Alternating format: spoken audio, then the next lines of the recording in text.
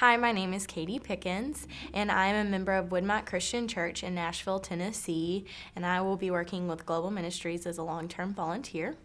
I will be moving to Port-au-Prince, Haiti, to work with CONUSPE as a consultant for the Transformational Center that they will soon be starting.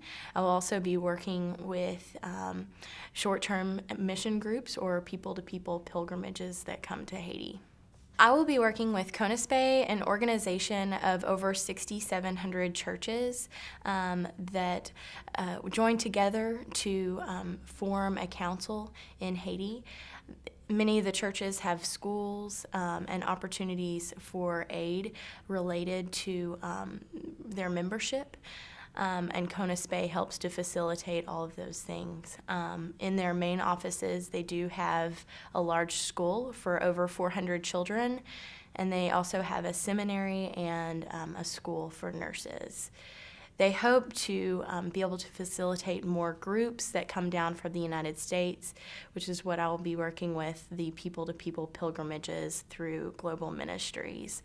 They also hope to start a transformation center. And what a transformation center is, they hope that it will include a guest house, but also an interpretation of what Haitian life is like, what culture is like in Haiti, and their strong history, and all the things that go on in CONUSPE, and how Global Ministries partners can work with people from Disciples of Christ and UCC churches. I previously went to Haiti January 2010. I was there for 4 days. We had gone to several orphanages, one specifically working with CONUSPE, and we'd gone to one of the CONUSPE churches where Francois, Patrick Villiers' wife, preached, along with a minister from our church delivered a sermon as well. It was a very moving experience.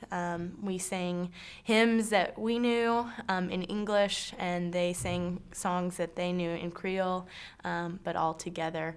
It was a very neat experience. Also, visiting the orphanage associated with CONUSPE was really wonderful. We played games with kids, sang songs, got to hug and love on lots of little kids that really just wanted a new friend.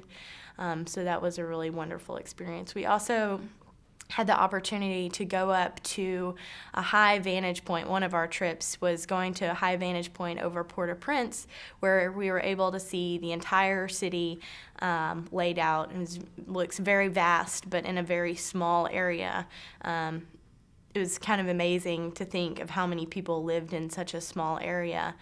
But as we were going back down the hill that day, we actually were running a little bit late going back to our guest house for dinner, but decided to stop off at a market just so we could get some goodies. It was going to be our last opportunity to get vanilla coffee things to bring home to family and friends. And as we were exiting the market, the earthquake happened. And it happened within 10 to 15 seconds of when we were there, or when we were exiting into the car. And as it all happened, I remember looking over at our driver named Tillis from the guest house, and just the absolute fear, and how we didn't know what was going on, because it's just, you don't expect to be on a mission trip and a large disaster happens, let alone one that hasn't happened in Haiti for over 200 years. So we were able to safely make it back to our guest house, where they took care of us, provided as much comfort as they possibly could overnight. The guest house had experienced some deaths, too, from people that had just arrived. And then we had no idea what had happened at CONUSPE. There was no way for us to know or get in touch with. Fortunately, at the time, the Bentrots, Kim and Patrick, previously served as missionaries with Global Ministries, were there and were able to find us really quickly. So we had some sort of comfort from somebody that knew the land and knew us. Then the following day at about 7:30 a.m., Francois Villiers arrived at the guest house.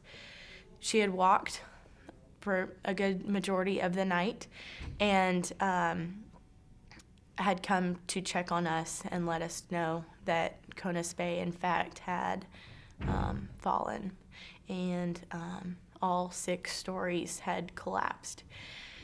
From there, the guest house took us to the embassy where we spent 2 days. So there are so many stories and so many touching points before the earthquake, and then all the comfort and love that was provided after the earthquake by people that didn't have the resources to give or really needed to spend time and find their own families, but they took the time to take care of us and make sure that we were safe.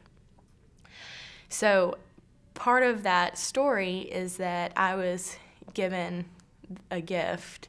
I was given a lot of love and care and compassion and help, and I didn't deserve it. There was definitely a way that I could come home and get out when there were people that had to stay.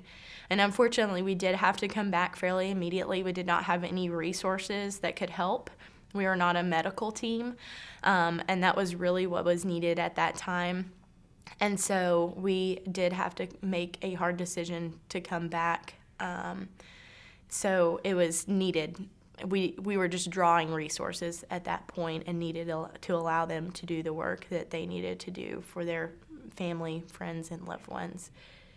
So because of that experience, I think Jeanette Sally said, who is the other missionary serving in Haiti now, said, when I went there, I left my heart there, and I just need to go back to my heart.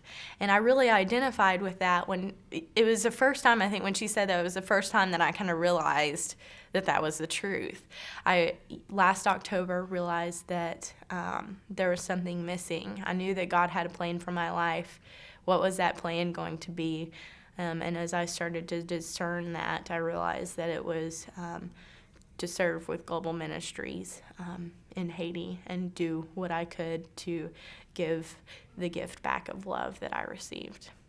When the earthquake had happened and we had returned to the guest house, we were very much comforted by the guest house owner and manager and some of the other staff that actually brought their families into the guest house walls to feel a little bit safer and to also get some water and a little bit of food that was there.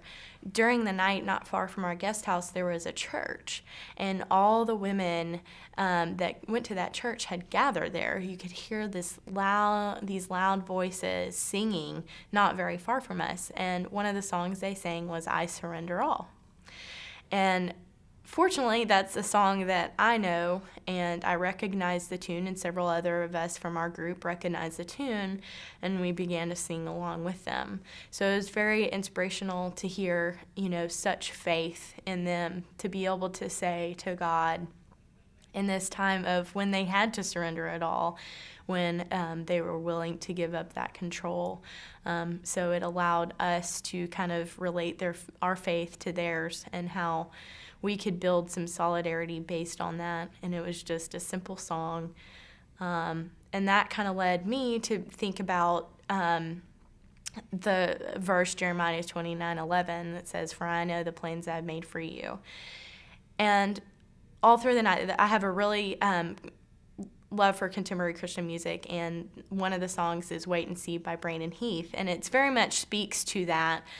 Basically, it says, I just have to wait and see what God has in store for me. He's up to something in my life, basically.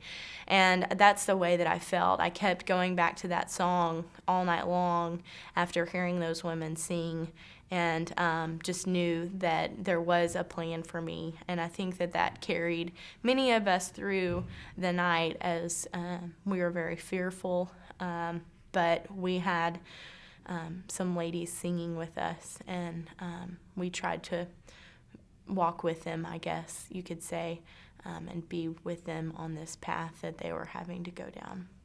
Thank you so much for allowing me to serve as a long-term volunteer with Global Ministries. I'm so excited about the opportunity to get to go to Haiti and look forward to all the great work that CONUS Bay will do at the Transformation Center.